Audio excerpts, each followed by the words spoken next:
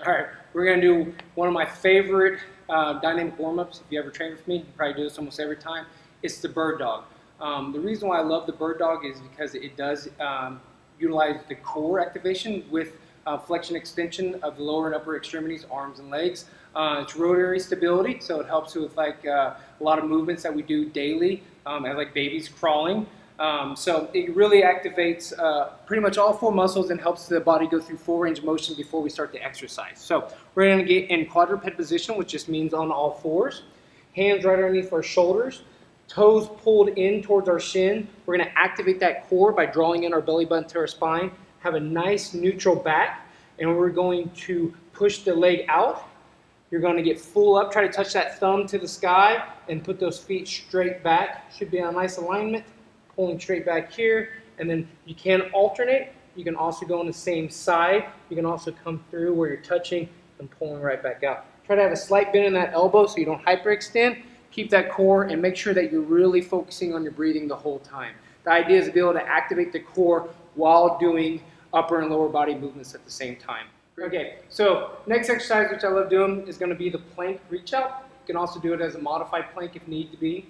What's great about it is it activates that deep core, and also for a lot of us we have very tight latissimus dorsi muscles or lat muscles from sitting at a computer all day. So what this is going to do is just help improve a little bit of that range of motion and get us a little bit of stretching before we start working out, especially if we're doing some upper body movements or even some overhead squats. So full plank position, once again, hands are going to be right directly underneath your shoulders. Feet are going to be out. We're going to squeeze those glutes and tighten up those legs. Okay, so keep those glutes nice and squeezed. We're going to raise one arm up while switching to this position. Once again, thumbs, like the fawns, up as high as we can. Try to touch the ceiling with those thumbs. Really get a nice stretch, and also reach that hand forward like you're trying to touch your fingertips to one wall and your thumb to the ceiling. What that's going to do is really help stretch out those lats, all those muscles that are tight in there like our pectoralis major while we're working that core. Alternate both times. Do 1 to 2 sets of 10 to 12 on those. And then get ready to work out. Hey, I didn't see you there. No, just fine. So I'm going to go over bridges, which is one of my favorite exercises of all time. So you can do bridge or bridges. Both of those are great exercise. Bridges is through reps. Bridge is through an isometric hold or a hold. So I'm going to show you guys a bridge right now. The reason why I love the bridge is because a lot of us that sit all day, we have anterior pelvic tilt, we have really tight hip flexors. So what this is going to do is help stretch those out, increase the range of motion in those and the length of the hip flexor, but it's also going to engage our core, but it's also going to re-educate that booty. So sometimes we have what's called sleeping booty, where our glutes are just not being activated, and so we need to kind of reteach them on how to activate. So people that have kind of poor squat patterns or deadlifts, this can be an excellent exercise to really help out with that. But it also works the glutes and the core very well. So it's a great exercise just for help progressing those as well. So we want to do feet hip width apart. So technical term ASIS, but basically our hip bone, knee, and our toes, or second toe, all in alignment. So that's a big important factor.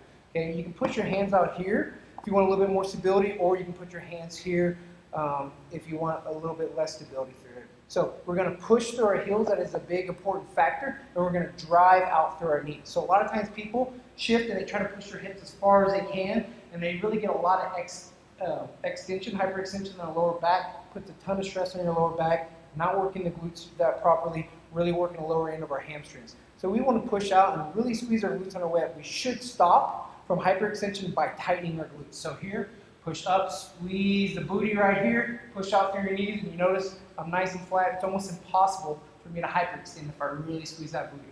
So if you're hyperextending, you better tighten those glutes a little bit harder. So squeeze. Make sure that you're breathing out and your head is rested. Nice squeeze right there. You can also hold for 30 or 45 seconds. Once again, focusing on keeping that core tight, drawing in that belly button to the spine. Breathing. You're out of paradise somewhere on the beach. Because everybody lays on the beach like this. And you're good. Okay. Another one of my favorite exercises is band pull apart. So a lot of us that are on the computer, always working forward, we end up with what's called upper cross syndrome or rounded forward shoulders. A lot of that is because we have very tight pectoralis major and we have weak rhomboids, which are muscles that pull our shoulders back.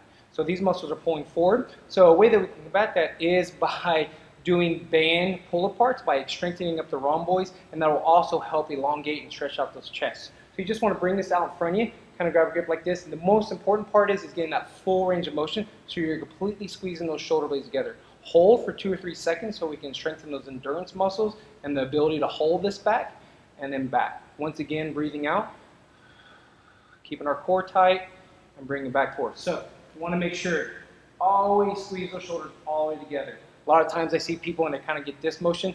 That's not strengthening up those rhomboids. Okay? So, a great exercise before you're doing some squat is a prisoner squat. So a lot of people have really tight gastrocnemius and some hip mobility issues. A lot of times they have excessive forward lean, and kind of when they do squats, they end up doing this motion here. So to help elongate the core, a lot of that is from tight core. Once again, working on the computer or setting that posture. We want to make sure that we bring that up. Also, sometimes we have very tight lats or chest that kind of wants to bring our arms together. So this is a great exercise to help stretch it out, but also get us some activity and warm up those muscles that we're getting ready to use. So you want to put your hands behind your head, just like the cops say sometimes, and that's why they call it a prison squat, I guess. And then you want to bring those elbows out to the corners of the room. So pull those back and really pull the shoulder blades back. A lot of times people do this, but they kind of do this motion. One big part of it is pulling those shoulders and holding that. So that's an isometric hold or retraction on the scapula shoulder blades squeezing together. You're going to keep feet hip width apart just like a normal squat. Down, looking forward right through your brow, keeping a slight chin tuck, pushing through your heels, driving, exhaling on the way, breathing on the way down. Okay, so make sure you keep those arms squeezed back together, activate the core, pushing through the heels, squeezing the booty on the way up and breathing. A lot of motions, but you can perform that. Your squats are going to look so much better in the future.